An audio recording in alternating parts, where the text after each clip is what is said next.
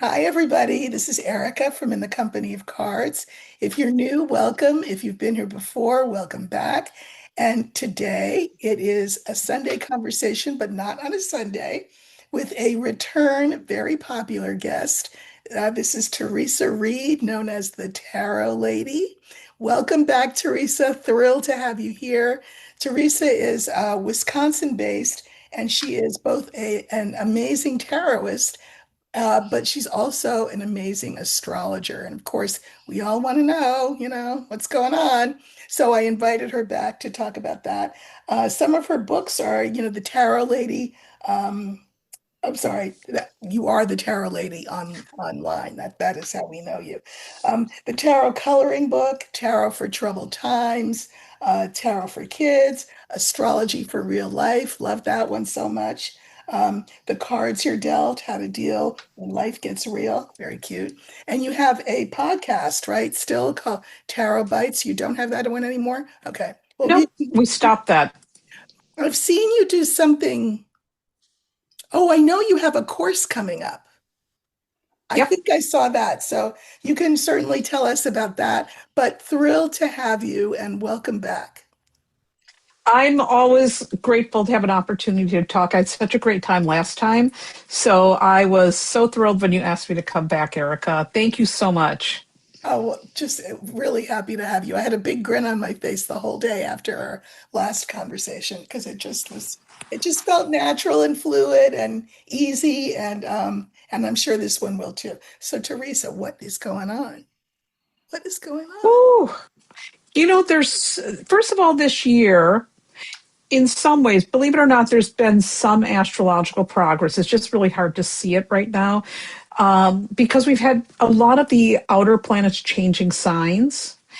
But then they dip back. And so it's almost like we had this feeling like, okay, maybe there might be some progress, but first of all, we've got to go back and we've got to take a really good look at what is wrong with the world. So do And you that's think what of I it as like this dipping back and forth? Is it kind of like a foretaste of what could be if we get ourselves together?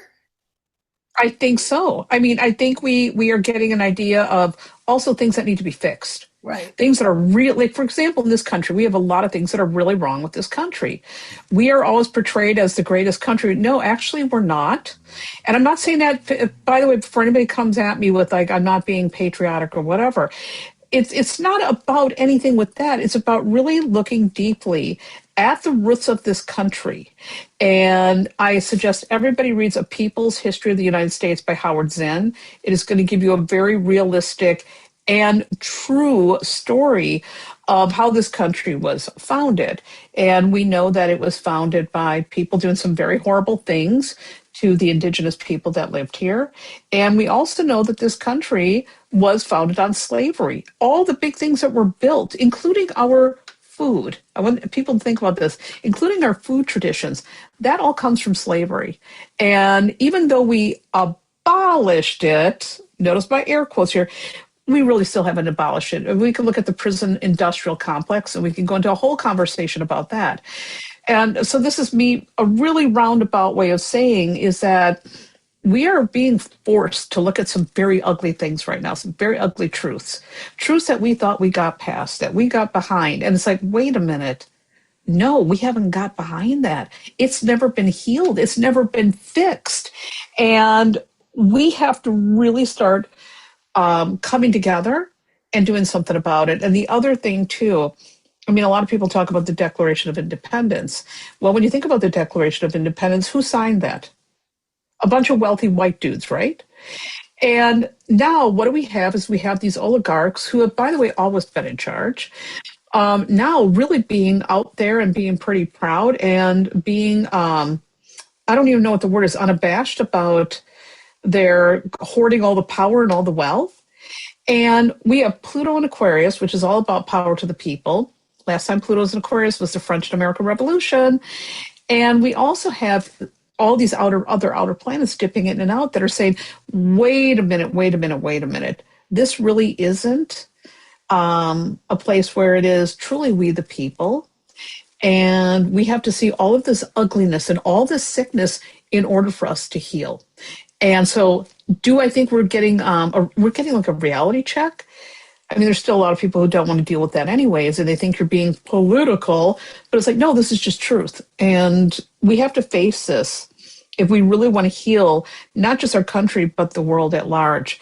And I think the planets are pointing out where we're sick, where we need healing, and the things we're refusing to see, that we've refused to see because our history has been whitewashed since the beginning.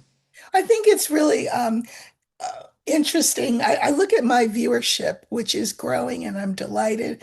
And they will understand what you're saying, and they will, for the most part, concur with what you're saying. I know that I thought this was pretty funny. This was months ago. The felon said, I think he wanted it to become like a motto or a tagline for the country. He said, America will be woke no more. Pretty funny. But what I do think, and I am seeing just on my platform, that this awakening is actually absolutely starting to happen. I think that what I have always said, and my viewers have heard me say this before, as a Black person, I've always felt like I lived in a fun house, that I'm in this fun house and everything is distorted, Mhm. but everybody's acting as though it's normal, like it's not distorted. So, one of the things that I love that's happening is that we're all saying, wait a minute, this is distortion. This is a fun house. We're not being shown what's really real, but we're being rewarded for acting like what we're seeing is really real. And so I see that in terms of sort of more racial awareness, but more to the point, I think, and they're not unconnected, but I think people are not quite ready to connect yet, is I'm looking at, I'm hearing from my viewers who are white women, especially of a certain Mhm. age, and other white women on, for example, Instagram, who are starting to say, wait a minute. I was taught you don't talk about politics, you don't talk about religion, it's not polite. Be sweet, be nice. That the best compliment that you could receive was, "Oh, she's so nice." But they're starting to realize, wait a minute. It was like a drug. It was something said to drug us and to participate in our own oppression and the oppression of others. So I do think this Pluto and Aquarius thing of people sort of starting to wake up is amazing. I do think that there might be a little bit of a um, window, I'm going to say, for that to go either way. I'll give you an example. Mhm. When George Floyd was killed, I mean, everybody and their mother who was white that I knew came out and messaged me. And I'm like, oh, these are people I haven't talked to forever. Why are they messaging me? Wanting me to know how awful they thought it was. That they were a good person, that they didn't. And I said to myself, oh, I see what's happening. Okay. So I'm the one Black person that they know. And so I'm supposed to absolve them of everything. And then they can feel good about themselves and we can move on. And here's what I also know, this is temporary. This will not last. Now, that was in 2020. Look where we are now. And look who was elected again, right? So it's like that do-over thing. Did you really learn anything from seeing somebody's neck be crushed? I mean, or, do we need a redo of oppression that you yourselves experience in order for you to get that this is a fun house that needs to be dismantled? You know? Well, there's also the women who look like me and are of my age group. I know exactly who you're talking about. A lot of them around the George Floyd thing also pulled out their pink pussy hats Right. and, put on a lot of really performative things. And yet we voted, not me, by the way, but we voted overwhelmingly to put this convicted felon, who is an obvious, really racist, really sexist person, back into government. You say something. Uh, You you know, just did a pronoun thing that I'm people are going to say, "Oh, you interrupted her." I'm sorry. I appreciate you rolling with that just for this one moment, and then I won't do it again. I like what you did pronoun wise there. You said we. And what Mhm. I will get frequently in my comments is things like, well, I didn't do it. Well, it wasn't me. In other words, I think that collective, a collective consciousness is so important because if you're so busy exempting yourself from responsibility, Mhm. then where do you have an entree into helping to solve the problem? Do you know what I mean? Exactly. And, on the whole topic about saying I didn't vote for this person, I mean, I didn't. But, that doesn't mean anything because the majority of women who look like me in my age group did. I'm part of that demographic. And so even if I didn't, I'm still part of that demographic. And so it is my job as a white woman of a certain age to talk about why these women voted that way and to also talk with them and to them to get them to see how this is causing so much harm to so many people, including themselves. And so I think it's really important. I gotta get my legs comfortable here. I think it is really important for us to not be in a hurry to distance ourselves from what has happened, but instead to look at it and understand what happened and to consider, okay, well, what is my role in this and how can I work to change that? Oftentimes when you're given a mirror, and that mirror, even if you don't think you're looking in that mirror, you still are to some degree, it's an opportunity. It is an opportunity to say, wait a minute, wait a minute, wait a minute. Okay, we've got a big problem here and we've got to do something about it. The other thing that was so interesting to me during this last election was so many women who look like me saying, I understand the assignment. Right. And I mean, I understand the assignment. By the way, using a statement that a lot of black folks say, Exactly. using that statement and then not understanding the Well, assignment. they understood an assignment all right. But Just wasn't the same assignment. right. But I mean, what a slap in the face for Black people to have people saying that and then voting like that. When I looked at the demographics of how people voted, I was really, really disappointed. I won't say shocked. I'm not going to say that because that's not true. I know people are people and people are, whatever, but very disappointed. Just so disappointed. I'm like, you've got to be kidding me. So it was a really hard election, and I just can't imagine how Black people and Black women in particular must have felt after this election. It's like a kick in the gut. Well, I will tell you that, our response, and I feel like it's epigenetic. Like nobody got an email about this or, a letter in the mail or a phone call, but we all seem to be subscribing to the same philosophy about this, which is, okay, I'm just going to drink my water and mind my business Yep. because you've been told and told and told and shown and shown and shown. And so now let the choir take over. You all figure it out.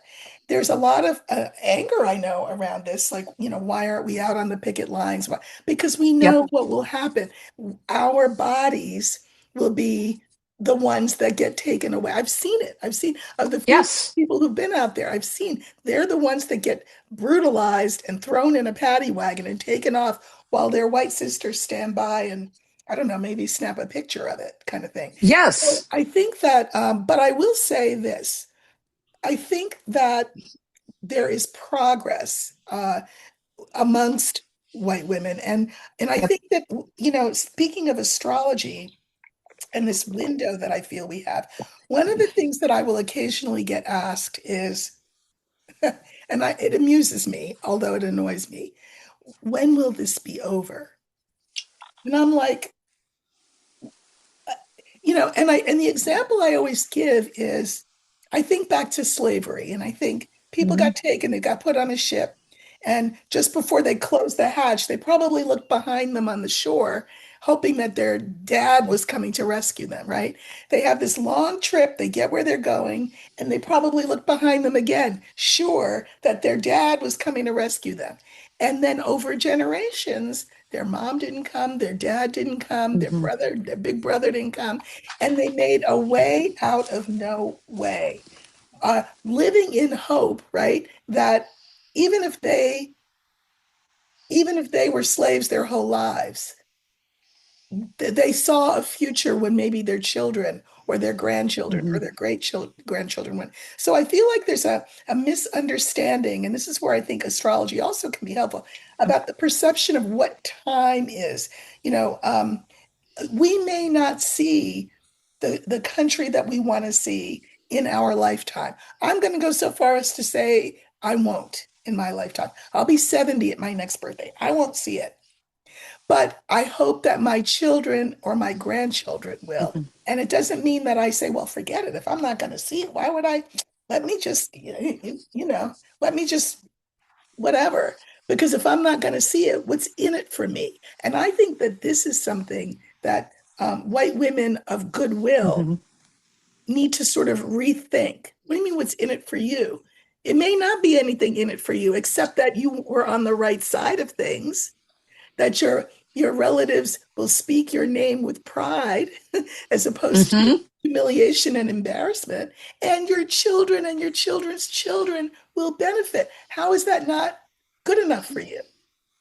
Right. I mean, being on the right side of history is so, so incredibly important. I mean, I never want to look back and think, oh my God, I was doing all this horrible voting and not caring about people that could be harmed by the policies or by whatever is going on in the world. We have to think very deeply about that and about the stories that we are leaving behind. And I mean, I can't imagine. I've got a relative, and I'm not going to name names, who voted 3 times for this. 3 times for this, even though it's causing harm to them. Right. 3 times for this. Why? Because of the racism that they don't want to address. And that's really what it boils down to. I can have conversations till I'm blue in the face, and I'll continue to have conversations until I'm blue in the face. But, it is so ingrained, and they're having a really hard time coming to terms with that. One of the things that's happening astrologically this year, Neptune is in Pisces. It went back into Pisces. It went into Aries for a moment. Then it dipped back into Pisces. It's now at 29 degrees Pisces retrograde. So 29 degrees, first of all, is a critical degree. Neptune is about our illusions. Now, although it loves being in Pisces, what's happening with Neptune being retrograde right now at this moment that you and I are feeling at that critical degree is we are having a lot of masks ripped off. We are seeing people for who they are. No more being able to deny it. Like, oh my God, this person really is pretty awful. But we're also having to look in the mirror again and really address things in ourselves that we've hidden, that we don't want to face, that shadow work, whatever you want to call it. It really is like a massive global, what do I want to call it? I'm Reality check is the asking, best way. how does that now? I'm okay. Here's what I'm when you said, what did you say? Neptune and Pisces? Neptune and Pisces. Yeah, Both retrograde. of retrograde, right? So Neptune, yes, illusions, but Pisces is watery and dreamy, and so how does that? How does Neptune and Pisces have that kind of effect? The Well, effect that you're first, talking about. Well, first of all, Neptune, at its highest octave, it is our capacity to dream of something better. It is our Okay. capacity to be compassionate. I mean, Neptune in Pisces is all about compassion and the bleeding heart, so to speak. But it's about our dream, our ability to create, to make art, to turn something beautiful. However, the shadow side of any Neptune, it doesn't matter what Neptune's in, but the shadow side, especially of Neptune and Pisces, is escapism, not wanting to face the damn facts. Instead, Okay. we want to drown our sorrows, or we want to, like when you said before about people wanting to be seen as nice. We want things to be nice. We don't want to. Don't want to go to those ugly places because it's painful. Okay. And so This makes Neptune, sense. yes. And so Neptune retrograde, every time Neptune is retrograde, we get reality checks. But it's in Pisces at 29 degrees. We are getting a massive reality check. It's a critical degree means this is a critical point. This is like the wheels falling off the damn wagon. And we are seeing people for who they are. We are being forced to face our own crap within ourselves and the way we're showing up in the world and how our choices are impacting the collective instead of just us as individuals. It is a massive wake up call. And it also has the energy of the emperor not wearing clothes, and we're all seeing it. But the problem is, what are we going to do about it? Well, with Neptune and Pisces, I mean, I would feel like, I don't know, that the temptation is to go back to sleep. Yes, that's what Um, we want to do. We want to escape it. We don't like, first of all, nobody likes the ugly truth. right. Unless you're like a weirdo. I like ugly truth. I'd rather know the truth Right. because I grew up in a family of people who lied, where they were like, that's just the way they coped, whatever. And so when you grow up in a household of pathological liars, you have an option. You become like that, or you become somebody who like really is painstaking about needing the truth. And I was always the family troublemaker because I would demand justice and I would demand the truth. And that wasn't something you do in a household like that. And so for those of us who are comfortable with brutal truths, we're okay with this energy because we're like, Right. told you so. We're seeing that. Right. Uh-huh. See what's going on? We told you.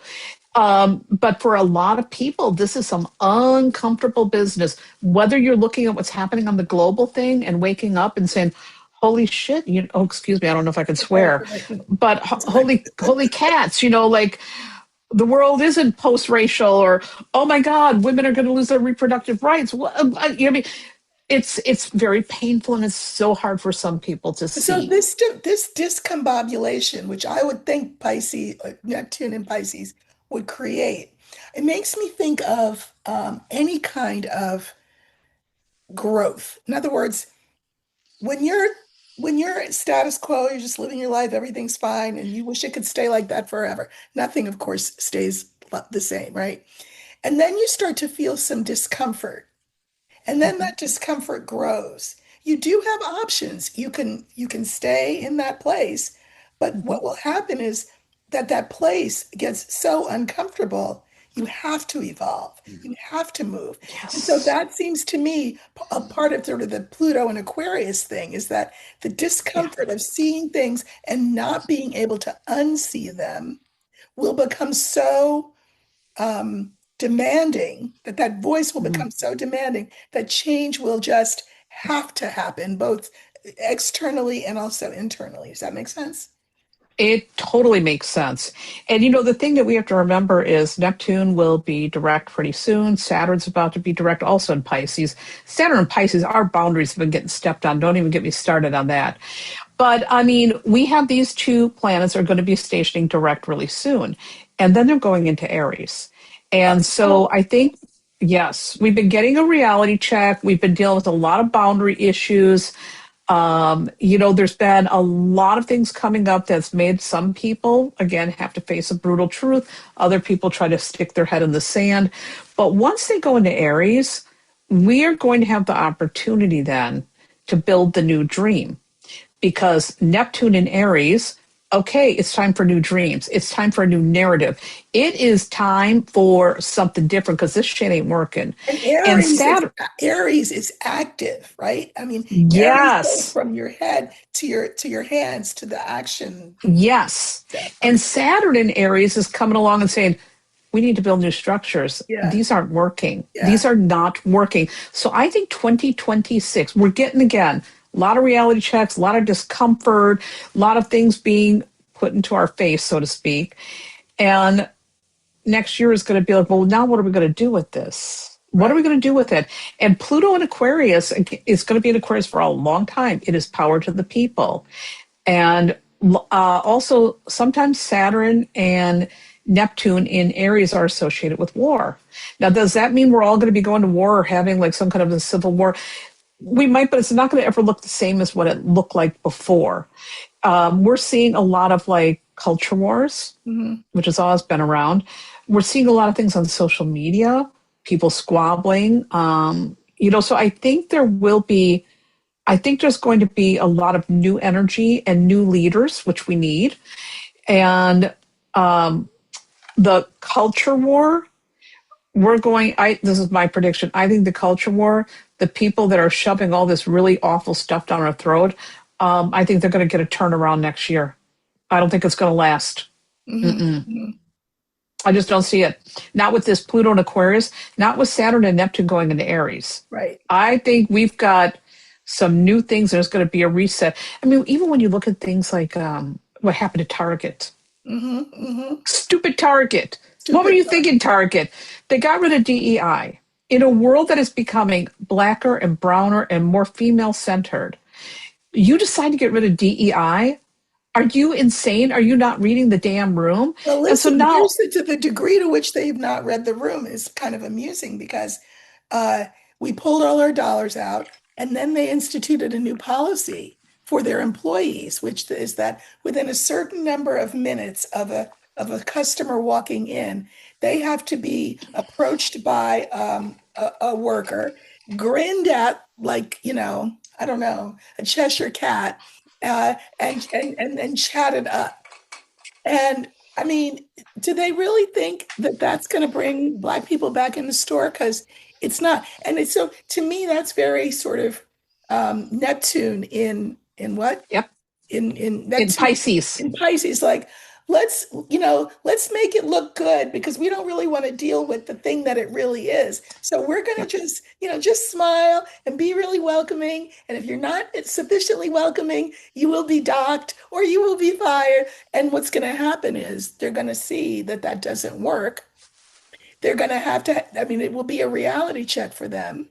And then they're Hmm. going to have to really put their, as my mother would say, thinking caps on and decide whether they want to continue to exist or not.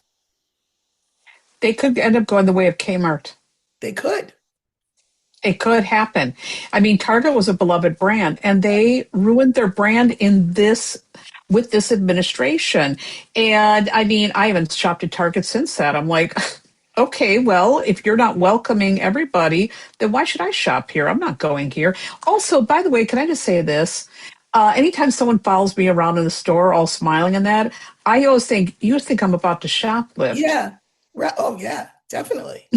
So I don't look at that as a good thing. No, I don't look at that as a good thing at all. So they are so out of touch. And it is what's really blowing my mind, Erica, is how out of touch some of these businesses and super wealthy people are. I mean, I'm watching, like, for example, the Kardashians, who I don't watch their shows, by the way, go out there and they are like shoving all this wealth in front of our faces. And we're like, but many of us now are seeing our healthcare triple and we're going to be in some deep doo doo here. And you're never going to have to worry about it. And you're telling us to buy your new thongs with fake pubic hair on it. And you're flaunting your wealth with these $40 million birthday parties. It is so Marie Antoinette. And all I can think of is Pluto and Aquarius happened during the French Revolution. Are you all trying to absolutely. get the guillotine? Absolutely. And I've always said, I see the storming of Versailles. I say, when we storm Versailles, you're going to be surprised who's on the left of you and who's on the right of you. It may very well be people that you wouldn't give the time of day to, but now they see what you see. They're Hmm. being affected in the same ways that you're being affected. And so you all will be sharing staves while while you go to their side. Well, you heard about the Campbell soup thing, didn't you? Yes. What the hell? Ridiculous. I mean, Ridiculous.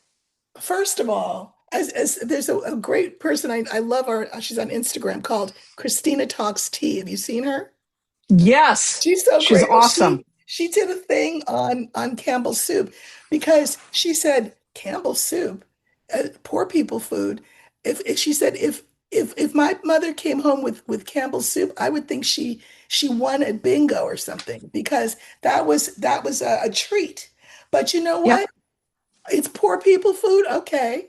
And it's got modified whatever in it. Good. You know what? Tell on yourself because that'll be the next that'll be the next campaign, the boycott of an iconic brand. Iconic Hmm. brand.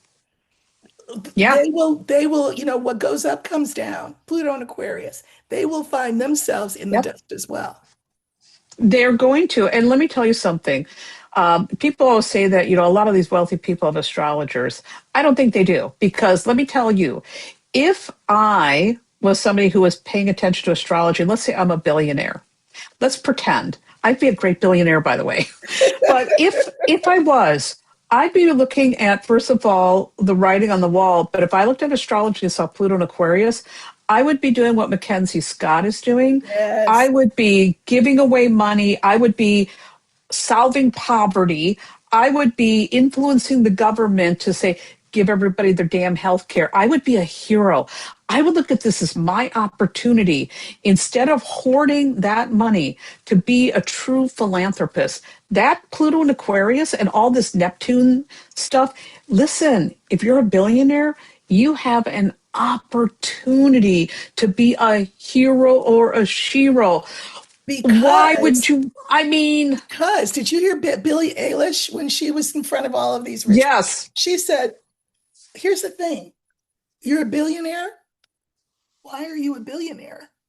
Like yeah, how do you reconcile being a billionaire when there are people who can't eat, who have no roof over their, but you justify being a billionaire? It's obscene, is what it is." And yes. I think Mackenzie Scott has done some great things, and I wish that other people would take a leaf from her book. But greed is greed.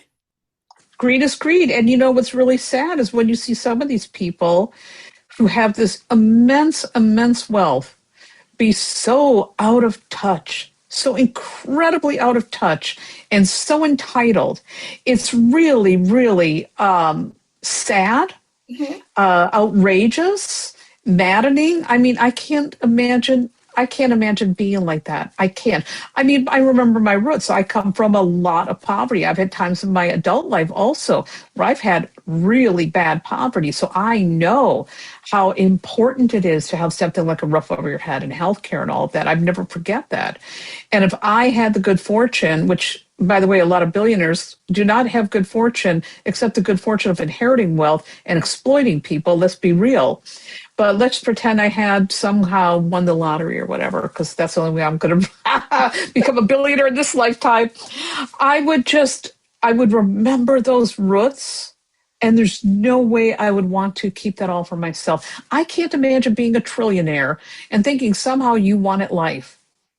You didn't win at life. No, Go give that money away. no, it's Give an it away. but it's, you know what? It's an immorality gene or something. Yeah, but and I will say too, as you said in the beginning, this country was founded on Mhm. money. Yep. Wealthy landowners. I mean, yes, and we even have God embedded in our money. Hmm. So until we look at this relationship, between money and everything else about us, I mean, why did Trump get elected? Because people thought he was a rich guy, and because he was a rich guy, which he really wasn't, but anyway, he was a rich guy that he was going to make all of us rich. I know. How stupid is How that? stupid is This is a that? guy who bankrupted. This is a guy who bankrupted a casino. How do you bankrupt a casino? I I don't mean, know. you've got to be a pretty bad business person to bankrupt a casino. We've got a casino here in where I live, and I mean, we've got a bunch of casinos here. I don't go to them because I think they're really bad vibe, but that's a whole nother story. But they are making money hand over fist. They're making so much money. How do you bankrupt a casino? What kind of dirty deed were you doing, dude? And I've got people again, like I've got family members who voted for this. And it's like, do you think by voting for that, you're going to get closer to that? You are closer to the person on the street than you are to this guy. Well, so this guy um, has got a limited shelf life. Thank God.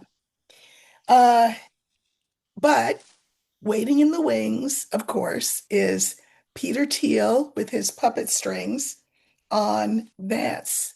So with Pluto and Aquarius, I mean, it's making me feel like things will need to possibly get, nobody wants to hear this, appreciably worse before they can get appreciably better. Astrologically, what do you think about that? Well, I always think sometimes, unfortunately, it has to reach a boiling point Mhm. before people finally get the hint. I mean, it's happening now. And we see, like, for example, with this administration, we see a lot of things going down that are not good. But I mean, if you look at, for example, Trump's aspects right now, they're not good. They're Hmm. not good. I mean, frankly, if I was his astrologer, which I'm not, by the way, I would be telling him, dude, get out of office, retire, go play with those grandbabies. This is not a good time for you astrologically. But whatever, I'm not his astrologer, so whatever happens, happens. I'm looking at the Pluto and Aquarius in the United States. It's in the second house. That Yeah. is all about our economy. It is all about wealth inequality. Because remember, Pluto in Aquarius, it's about power, Pluto's power to the people. And in Aquarius, in the second house of the United States chart, it's about shared wealth. Mm. We have to start thinking from that perspective. And I think that is going to become a thing. And we're already seeing some things happening that are promising, like Zoran Mamdani getting Mm. elected in New York. And I know a lot of people are outraged about that, but I'm like, he's got his finger on the pulse. He's paying attention Right. to even, I'm sure he doesn't have an astrologer, but let's pretend he does. This is somebody, in my opinion, who seems to be really leaning into that Pluto and Aquarius vibe. And he's looking around at New York and saying, it's not affordable for folks to live here any longer. We've got to do something about that. In my opinion, that is very Pluto in Aquarius in the United States second house. So I'm keeping my eye on him. I think he's very interesting. Well, And oh, go another ahead. thing with Pluto and Aquarius, I'd love for you to comment on, which is this reassignment of all of these professions out of professional status and certain things. For example, education K through 12 is being now put under the labor department, right? So that way you can have kids who are 10 years old working an after school job in a mine for money, but whatever. But all of these declassifications, so that also people cannot get federal financial aid, um, that's going to affect the economy in a very, very, Yep. very serious way. It's going to affect a lot of things.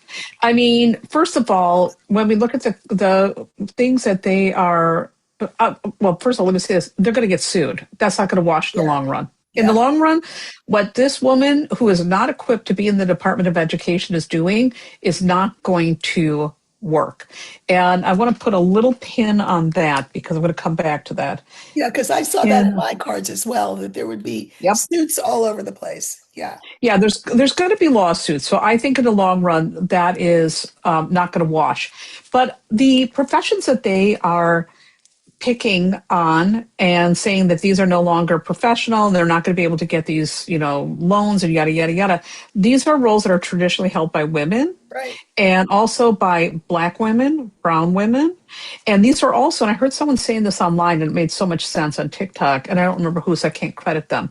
They said these are also the professions of the people who are the reporters who Right, report on child abuse, elderly abuse, right. domestic They're abuse. they're court And mandated reporters. That's right. yes. And so we've got, why are they trying to get rid of that? I mean, obviously they want it so that women know their place. And I mean, we've already, since this administration has come in, I think it's over 300,000 Black women have lost their jobs. That's They're right. not talking 300,000. about that. They do not want Black women to have these roles, and Black women are the most educated people in our society. Right. And that is a proven thing. And so they're trying to say, nope, you're going back in this role, and you other women, you're going to go home and have all these babies, and we've got to put these people here out of the way because they might report on something. And it's all to give power to who? It's all to give power to who? And I look at that and I'm like, that's why they're trying to like declassify these things. It Right. is it's to again put us in our places, the Right. places they want us in, the places they don't think we belong in. And if they make it financially inaccessible for somebody to pull themselves up by the bootstraps, as they like to say, by getting the education and getting the loan and getting out of poverty. No, no, no, no, no. If they have a poor, undereducated society with women who are incredibly dependent on having to get married in order to make it in the world, and everyone going back in this closet, this place, that place, there's only one person that benefits from that. And in the long run, society cannot sustain that. Our economy can't sustain it. And for those who are trying to put women back in the kitchen, tell me where these dudes are that are going to be able to support them, Oh, that are well, going to be able to support a family of four, right. five, six. Right, It's because the focus. one in their mother, the ones in their mother's basement aren't going to be able to do that. Right. And then we've got private equity buying up all the houses and making housing unaffordable. So you've got housing unaffordable because of private equity.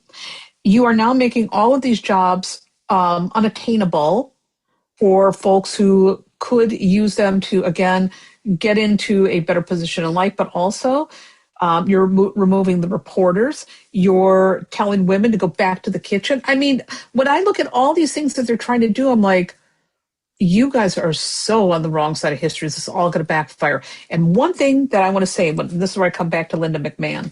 Hmm. You can tear down the Department of Education. You can tear down all these things. You can declassify all this stuff. Go ahead and do it. Know that nothing is permanent. Right. And if you're doing all this stuff, when we get the next person in, they can redo, they can review. There could be new Exactly. laws. If you think with Exactly. Pluto in Aquarius and then Neptune in Aries and Saturn in Aries over the next couple of years, if you think that it's just going to be like, oh, we're just going to all bow and take it, now we're going to go back to the 1950s or beyond, and that it's going to be, oh, we're going to just give all these positions to people like Hegseth because he's so deserving for his nice fine jaw and his complexion of his skin. No, we're going to, they better be careful what they're wishing for. It's going to get rebuilt. And Everything can be re, redone. and with the when saying rebuilt and redone, what I always tell my viewers is that physics tells us two things cannot take up the same space at the same time. Physics tells us that. That means in order for something new to be built, something else has to be raised to the ground. So what Linda McMahon's doing is raising some things to the Yep. ground. Well, look at the way we do it. I mean, I taught public school for 30 years, Theresa, 30 years. And it is built on an agrarian model, and also on a factory kind of a model, so that kids do everything in lockstep. They eat at the same time, Yep. go to the bathroom at the same time. They have to raise their hands. It's very regimented because what they were trying to do was create factory workers, basically. Yep. And it's on an agrarian model because you didn't have school in the summer because people had to help their fathers on the farm, right? Well, all of that is obsolete. And there could very well be an entirely new educational model um, that employs technology in new and different ways, that is more also homeschool centered, homeschool based, community based, but it's not going to be the way that things were. So go ahead, knock everything down. Please be our guest so we don't have to do it. But what will be rebuilt, as you say, they will have zero control over. Yeah. And also, I remember I was watching something Pete Buttigieg said about this very thing too.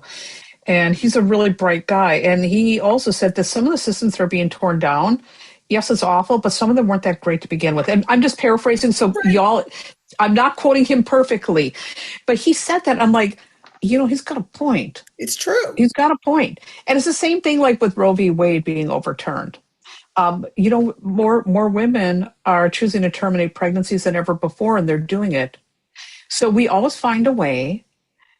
People will Always always find have. a way. Yes. Yes, we always have. I mean, when you think about when we look back at history again, if we look at like slavery, for example, um, you had folks who were being beaten, abused, fed scraps, treated like less than human. What did they do? They created music, they created art, they created the food that we are all eating now. Our food culture is largely because of that. They turned whatever was given to them into something amazing. They persevered. They figured it out. They created wealth even despite the odds eventually when there was freedom. And of course people had to go and try to ruin that too. But think about that. Black folks have always adapted. Well, what They we call figured it out. is we call it making a way out of no way. Yes. And that when I look at that as a role model, I'm like, okay, I'm not going to bitch about anything because I'm going to look at that. Let's make a way. Let's make a way. I love that. Making a way out of anything. I love that. But that's what we have to remember. And we can rebuild. We can do it better. We can get universal health care. We can get a better education system. Well, We let's can, talk about that for a minute. So here we have this healthcare situation. So I'm yep, not saying Obamacare was perfect. Obviously, it wasn't, but it gave a lot of people an opportunity to have healthcare that they didn't have before. All right, there you go. So now here we are on the cusp of all of that falling by the wayside. All they ever wanted to do, this administration, was tear down anything that was related to Obama. That was the whole point. And but here's what's so fascinating is that so now we're all waiting, suppose, well, we're not you and me, but people waiting to hear, okay, what is the great plan that they're going to unveil? There is no plan. nope, So what will never has happen? been. That's right. Come January 1st or whenever it is, people will either lose health care altogether, or the rest of us who have health care, our premiums will go through the roof. This will affect everyone. And I think it's the ripple that it starts with is Mamdani. Because as people have pointed out, people in the younger people younger than you and younger than I, don't have that Cold War boogeyman understanding of socialism. We look at places like Scandinavia or something, and they're the way they do socialism. And people are saying, well, that doesn't sound so bad. That we're taxed, but we all have health care. We're Yeah, taxed, but we all have a guaranteed income. We're taxed, but transportation is free. We, we're taxed, but college is free. I think people are going to say, what's wrong with democratic socialism? Like, it's actually a good thing. yeah, yeah. It's So a go, good thing. so all of these things that they're dismantling and that they're trying to destroy, I say, go ahead. Please do. Yep. It's going to get people outraged, and then they're going to finally listen. When before we had Obamacare, I had to pay an arm and a leg for really bad insurance. And then Obamacare came along and it helped us to get decent health care at a decent price that is like, okay, this isn't killing me too much. I still have to pay whatever because my husband has a condition, but we can get health care despite his condition. We can make this work. Um, and I think for some of these people, it's almost like they have to have something ripped away that was helping them in order for them to understand, first of all, how much they needed that, because we all need each other. At the end of the day, we need each other.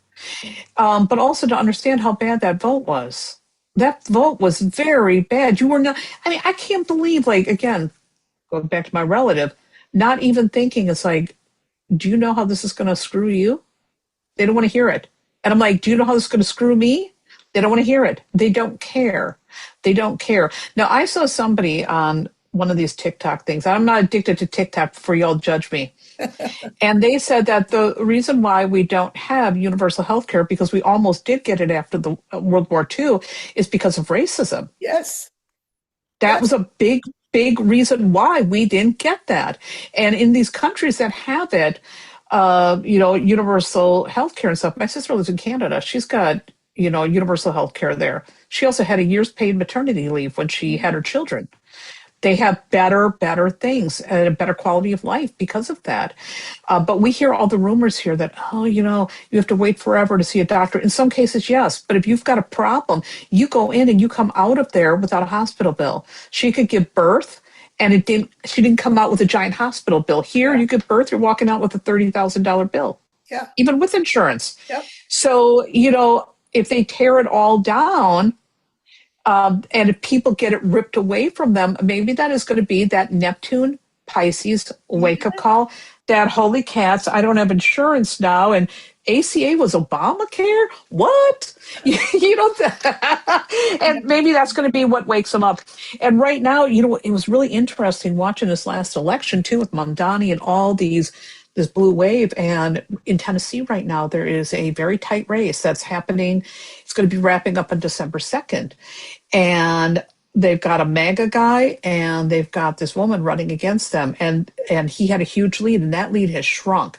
If she ends up winning, that is going to be number one, a very big upset, but number two, that will also be kind of like a reality check for the people that voted for these terrible policies, but also reality check for us to see what's possible. Exactly. Well, exactly. And we have Marjorie Taylor Greene retiring. Now, granted, she's an opportunist. She's probably going to run for governor. Her pension got vested, and that's why, she left. But apparently, there are a lot of Republicans in the House saying, you know what? We feel disrespected by this White House. Why are we putting up with this? Why are we here? So they're going to lose their majority. Mike Johnson will lose his gavel. Good. And yeah, I think all of that's going to happen. And, just what do people, oh, I know the other question I get asked about this economic blackout that's going on as of yesterday. It's meant to be a week long through Black Friday. Not through Black Friday, well, through the December 2nd. People say, so are corporations going to change their ways because of this economic blackout? I mean, again, things take time. Things take time. It's not going to be an overnight success, and people who think like that are not realistic. Not By the really. way, I had to laugh because we did Marjorie Taylor Greene's transits over on my Patreon because I do a little political astrology over there. And my God, I'm like, does this woman have an astrologer?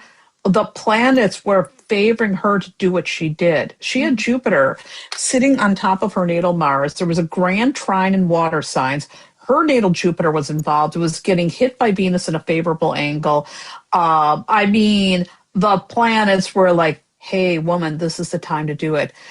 It was a really, really good astrological day for her and the way it hit her chart to do what she did. I think So, that makes all the sense in the world. I mean, first of all, professionally for her, now she can mhm, sit home and amass more of a war chest, and scope out the territory for a gubernatorial run. Obviously, a gubernatorial run in the end, she maybe has intentions for the White House. But, Marjorie aside, I'm not a fan. But beyond that, she has cracked the door open for other Republicans who were under the sway of the felon to say, wait a minute, she cracked yeah. that door open. Let me see if I can crack it more open because I think I might want to go through it too. Well, if I was an astrological advisor to some of these people that are thinking about it, one of the things that I would be telling them is now's the time. The Now's the planets are really ripe for that. And you will be number one on the right side of history. You will be seen as an outlier in a good way. This will help you in the future. And they're not going to listen to me anyways. They're probably thinking I'm But some if they weirdo. wait too long, that's going to be Yes. problematic because then they will be tainted by association with the felon. If they get out now, while the tide has just started to turn, that can absolutely, I would think, be to their Yes. yeah. Absolutely. 1,000%. It will be 1,000% to their advantage.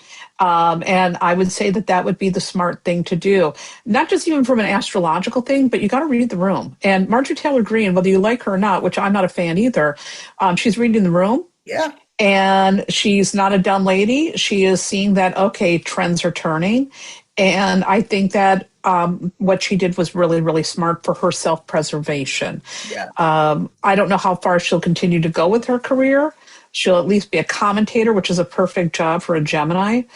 But we'll see. We'll see. But all I can say is her timing astrologically, when I looked at her chart, I was like, wow, do you have an astrologer? Because you couldn't have picked a better day for what you did.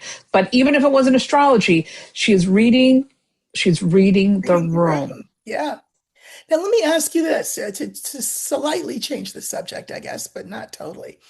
So, I have this sort of interest in the fact that this country is at the same time um, puritanical and also salacious Mhm. simultaneously, kind of in the way the Victorians were.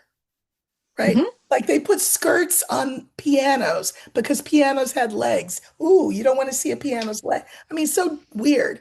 On the other hand, there's a lot of very florid graphic pornography that comes out of the Victorian era. So we are this sort of dual way. Now we have all of this focus on the Epstein stuff and the sex part of the Epstein stuff. And I do not mean to downplay the experience of these women. So let's just get that out front. I do think, though, it's just the surface Hmm. of what Epstein and the felon and other people have going on. I think it's way more. I mean, hard to believe. It's way more insidious and Hmm. corrupt than just that. Do you see that becoming uncovered at all? You know, the, I mean, the blackmail, whatever, blackmail for the felon, we all know his proclivities. I mean, how much more do we need? Well, nothing will surprise us in terms of sex and him. So I don't Hmm. think that that's what it is that worries him. I think it's more how he's been figuratively in bed and maybe literally, but that we don't care about that part. Figuratively in bed with the Russians, in bed with the Saudis, and and that we are ultimately a vassal state of Israel. Do you Hmm. see that stuff coming out as well? Because I think that would be really damaging to his brand, to him, and to the United States' own version of who we are, which of course needs to be damaged and retooled. I do think there's going to be things coming out. Again, I think a lot of it's going to be slow because there's a great effort to cover things up. I really applaud the brave women who've been speaking up all this time and not being believed, which is outrageous, but not surprising. I think there are financial crimes here. I think there has been a goal to undermine democracy for a very long time. And this Epstein, I always get his name goofed up, is like the tip of a financial money laundering anti-democracy thing with total corruption that has been happening even before he even was around. So I think there will be things coming out in the open. I think it's going to take time to come out in drips and drabs, and it's going to demand. I think if we want to see that all coming out, we have to be more demanding. Notice how right now there's not as much talk about it again. Yeah, yeah. Why is it suddenly going quiet? Why do we suddenly go quiet? And yes, the salacious part is what people are focusing on. But there, I agree, there's a lot more there. And I think there's a lot of money laundering, a lot of anti democracy things, a lot of things that we're going to see come to light. Now, the interesting thing with Trump, if you look at his chart right now, so we're going to go back to Saturn and Neptune. I'm trying not to sneeze, by the way. Go ahead. Saturn and Neptune. Saturn and Neptune, they're in this little conjunction. They're both retrograde, and they are activating a T square in his natal chart that's putting a tremendous amount of tension on him. And his sun is in the 10th house. So a lot of this is about, and I want to make sure I'm not getting too astrologically convoluted. But Saturn and Neptune, retrograde right now, are in his eighth house. Eighth house oftentimes has a lot to do with intimacy and finances and things of that nature. They're squaring off with his sun, so there are some revelations happening. And also, the eighth house has to do with sex. So Oh, there are revelations happening around him that are about his intimate life and his finances and his joint finances and taxes, which is also very eighth house, and business deals. All the dirty deeds done dirt cheap underground are coming out in the open, and those are exposing it. And those planets have been doing that to him for a while, and we've seen that he's had a lot of things exposed over the last couple of years, and still it seems like he gets a pass, which is ridiculous. But one of the things that we also have going on is Pluto's in Aquarius again. Pluto's moving into an opposition with his natal Pluto in his house of health.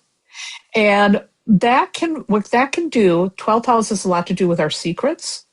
And Pluto in the 12th house can do It can have a lot to say about our secrets with powerful figures. And I do think there's going to be a lot coming out. And I think a lot of it will be coming out also after he's out of office. Now, the eighth house, isn't that also death? Yes. Just saying. Yeah. And he's getting hit astrologically right now really hard. In fact, Uranus, which is also retrograde at 29 degrees of critical degree, is squaring off with his natal ascendant and also with his natal Mars.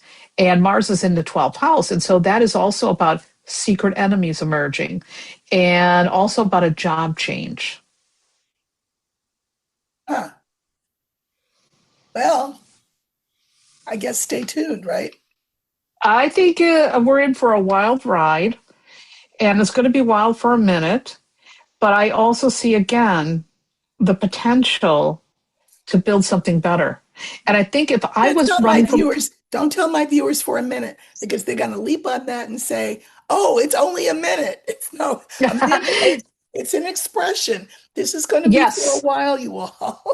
it's going to be for a while. But I think if I was the astrological advisor to anybody who was running, I would say what you need to focus on is build back better, build something better, build it new, build it right. Let's get this right.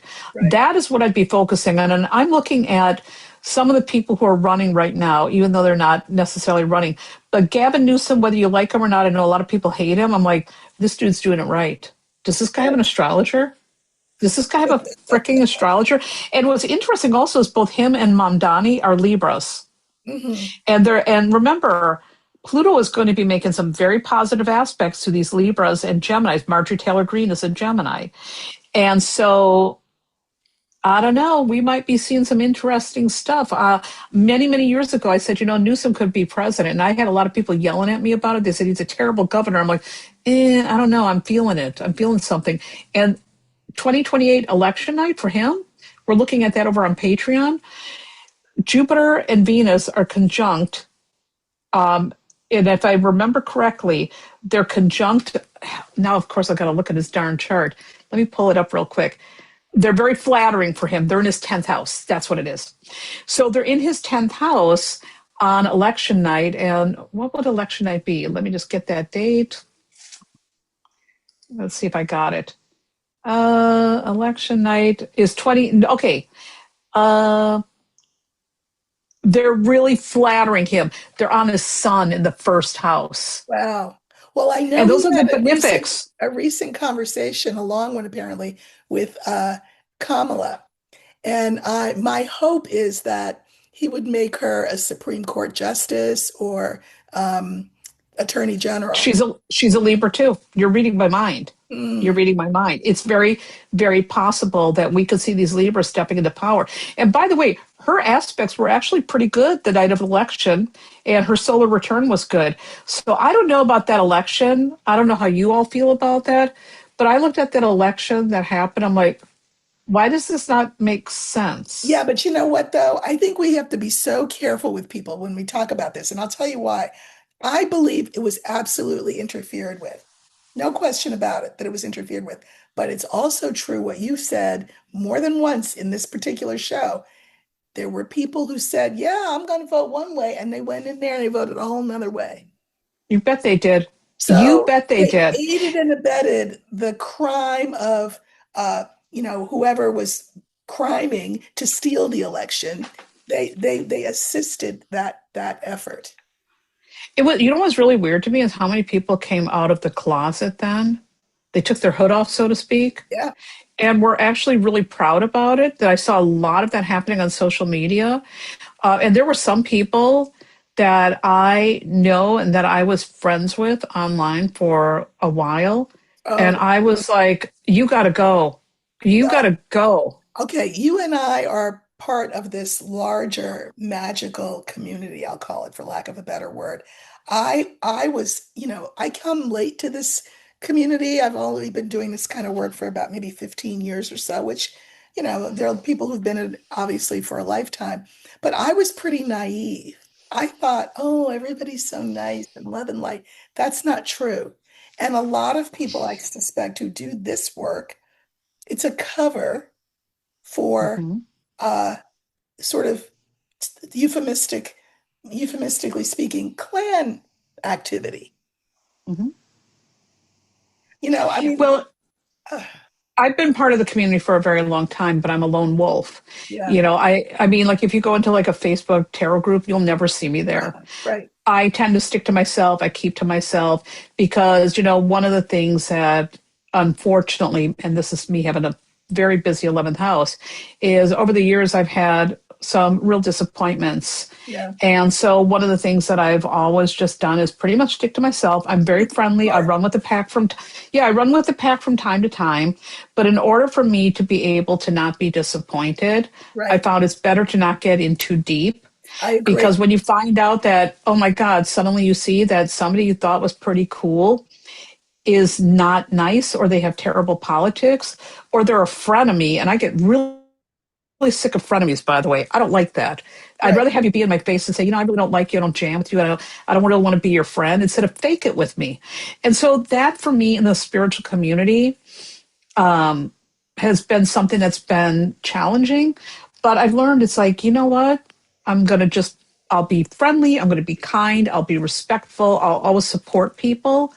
But I'm not going to be in too deep because, Well, mm-mm. and that speaks to, sort of an object lesson for people who are maybe consumers of what we in the spiritual community do, which is to say, much as I would like this to not be the case, it is the case that there is an aspect of this community that is about business and anything again because it's anything for the money. Mhm. And so it's important to be discerning about whom you go to for your guidance, your support, your education in things of this sort of spiritual magical realm.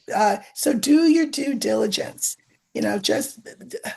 Just because somebody's picked up a deck of cards and now they're all of a sudden an authority and they'll say things to you like, my daughter said this to me. She said, Mom, they'll go on TikTok and they'll say, if you found this page, it means that you are supposed to be here and that your spirit is. No, it doesn't. It just means that the algorithm put it in front of you. So just Mhm. be smart, be careful, do your diligence about whom you get guidance and support from, because everybody's not who they claim to be. Yep. And it's really important to take your time Yeah, and also have some common sense. right. Common sense. I mean, when I see some of these TikTok people who will come up and say, he's been thinking about you. He wants to come back, but he can't. They're doing real damage to people. We could go on a whole other Yes. conversation about that. But it's really important to not get, here's a Neptune and Pisces thing, glamored by the idea of being involved in a spiritual community. I remember the first time I went to a tarot conference, how excited I was. I'm like, oh my God, Rachel Pollack, Mary Greer. And by the way, they're both very cool. Right, And right, right. Rachel Pollack, RIP, we miss you dearly. But I had some really, really eye-opening experiences that, again, were really a bummer. I'm like, wow, I feel like my naivety, and I don't think I'm naive. I'm very street smart, but there were some disappointments, and there still are some. And it's like, Well, when let me people tell just you do that my thing you can become uh, an expert, proficient in a weekend, you for a know, 6 week or course. 6 week course. No, you can't. No, It you takes a can't. long time. It takes a very long time I feel like I read for maybe a decade, free, by the way, just so that I same. could, okay, just so I could do two things. One was it helped people, and that was great, but also it helped me build my muscles. It helped me learn how to do this well. People want to learn, want to know how can you do this quick, fast, and in a hurry because I want to quit my job and do this full time. Listen, don't buy the okey doke. Do not do, Yes. Here's the thing, too. If you do this only for the money, you're going to earn every damn penny. right. Okay. You're going to earn it. This has to be your passion. And I, like you, I read for a decade for anybody who would Yeah, let me. yeah. And that gave me experience. It let me, and I mean, even after I went professional, I still made mistakes along the way that I learned from that were really humbling, and it was really good. And I don't regret any of that. But to want to take a 6 week course and jump in, I think is terrible idea. But there are people who are out there promoting it. Take my six Yes, week course. Now you're certified. You yes, can go out there and be a pro, and you can take another course from me on how to be a pro. And it's like, yes, and you yes. want to know what's also very shocking too is I've encountered a lot of people who take a 6 week course or whatever. They want to go pro, but they don't want to take any business classes to understand the business behind it either. It make sense. That does. So I think we have to make sure that those of us who've been in the trenches, educate people that hey, experience counts. One time I'll never forget, I had somebody in my world on social media, and I had mentioned that I had read for 10 years for free. Well, this is someone who's taken a couple courses, and they thought I was being a bummer. They had to write to me to tell me that they don't have that much time. Basically, I'm a bummer. I'm making them feel like they can't do it now. Then they went to another reader to bitch about me. Like I'm like some grand bummer. And I'm like, they're selling you this dream, Right. and I'm telling you what you need to do to be a responsible, I agree. ethical reader. And ethical reader doesn't mean you join some little organization and you have this code of ethics. It doesn't work like that. You have, I mean, Yeah, we're and I can speaking the speak. same. We're speaking the Yep. same And language. I can Listen, speak until I'm blue in the face. They don't want to listen. no, Same with no, that but you tarot know cert. what? But it's like every profession, right? Like you can take the medical profession. You've got esteemed surgeons and doctors, and they're terrific, and they've earned their stripes. And then you can have somebody selling snake oil on the corner, and you take your medical advice from them. There are all different levels of in every profession. So I just think it's really important, even if if you're interested in this kind of work, get a deck of cards. You don't have to be gifted it. Get a deck of cards No. that speaks to you, that move, and read for yourself. You know, Yes. Who read for knows you better than yourself. you?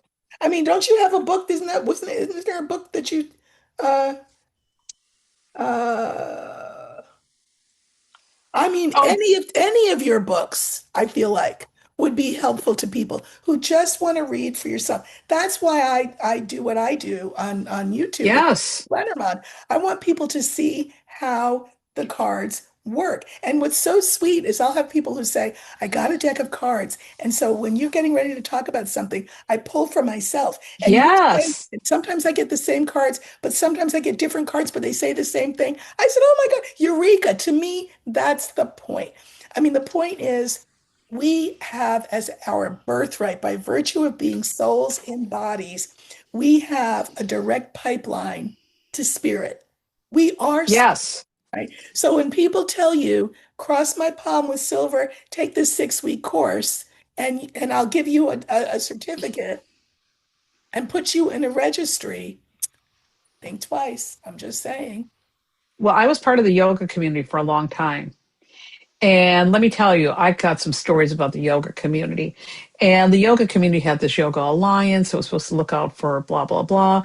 And all of a sudden, all these people came in. They were doing these teacher training programs, which were incredibly lucrative, and starting to do all kinds of weird political things. I'm not talking political like us discussing politics, but political things like here in Wisconsin, we had a one teacher training program that joined the educational board here to make it so nobody else could afford to start a teacher training program. We had all kinds of weird stuff going on in the yoga community, enough so that I was like, I'm not going to be part of this. And I taught yoga for almost 20 years before COVID killed my studio. But there were a lot of really also people doing these programs who shouldn't be teaching yoga. Right. Like I would be watching them, I'm like, oh my God, this person's dangerous. Dangerous. I was going to say dangerous. And it's the same in this work as well. Just do your due diligence. Um, Go with what feels right to you. And I mean, I'm just going to say, do your homework. And again, read for yourself. We could do a 3 card spread, interpret it, Yes. and see how your day. plays out, come back to that spread and say, oh, this worked out the way it looked. Oh, maybe I misinterpreted. I mean, grow your own lexicon of meaning, for Yes. your cards. And I think that that's a beautiful way to participate in these arts, because it is art. Absolutely. It is an art, it is a craft. And for people who are decide to take up the cards or maybe the astrology or whatever, keep studying. I mean, Now I'm you're always doing a learning something new. course. You're doing a course. Can you tell us a little bit about that? Yeah, every so often I teach classes for Insights Events USA and Higher Fin Publishing, and I'm doing an advanced tarot techniques course. And it's going to be 4 weeks. We're talking about timing, we're talking about tarot and astrology, and also about creating your own tarot spreads. Things really help people know how to take their skills to the next level. We have to continue. Listen, I still study. I still take Right. classes, Erica. I read every book I can get my hands on. I never want to think I know all. And I think it's really important to remain humble and to keep learning because when it's your craft, when it's your calling, it's not just like, it's one and done. We are continuously taking classes and learning and bettering ourselves. That is so incredibly important. When I teach classes, I often learn from my students. I say to them Sure, all the time, like, absolutely. I never thought about that. Why did I think of that? Absolutely. Ah, so keep Absolutely. learning. And by the way, the book about tarot for yourself is Tarot for One by Courtney Weber. Okay. All right. That's who We'll look wrote the for book that. about reading for yourself. Yeah, that's a great book. And Courtney's a really, really good teacher too. Mhm. But yeah, but I love that you teach Lenormand. And by the way, folks, I subscribe to Erica's Substack. It's the one Substack I look so forward to getting that and Oh, seeing, oh, what is she saying now about this? Because you talk about real current events. And I think one of the things for people who want to learn how to read the brilliance of your Substack is you talk about these current events so we can see how things are going together and then watch how it's happening in real time. right. That's a learning tool. That's That's right. a really clever learning tool for people. So I love that. And I love subscribing to your Substack. Well, thank you. I have a lot of fun with it. I love having Taro and Lenormand and the Adinkra talk to each other, and I'm always Yes. amazed at how civil the conversation is, how, way leads on to way. So one oracle will say one thing, and then the next one will say yes and or yes but, and it's just for me, writing it is a channeled experience. I just write what I hear and um, Yes. and I'm glad people are enjoying it because I enjoy writing it. It's Thanks. so good. And again, I love it because of the topics you discuss. But for folks, again, if we're talking about the topic of learning, one of the great ways to learn is by reading your Substack because you're going to learn a lot about oracles. And I just really dig that it's tied to current events because again, when you see it then happening in real time, it's like that's it, it helps you connect the dots. So thank you for creating it. It's a wonderful teaching tool. Well, thank you. And you know what? Thank you for coming here again. This has been great. I've so enjoyed having you. You will be back, I am sure. And and have a wonderful holiday weekend. No shopping though. No shopping. No shopping. We are not shopping. Thank That's you so right. much for having me, Erica.